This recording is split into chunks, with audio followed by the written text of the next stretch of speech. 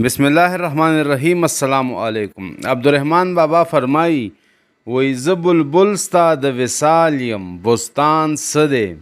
او ستا د وصل په نسبت ګلستان څه دی او چې اشنا شي ستا له دره له دیواره انتظار یې په روضه د رضوان څه دی او هر چې لاندې خپل وجود در خپل قدم کا عرش لاندې تر قدم شي اسمان څه دی او ځان جهان مې هسې ستا په مینه هیر دی نه پوهېږم چې ځان څه دی جهان څه دی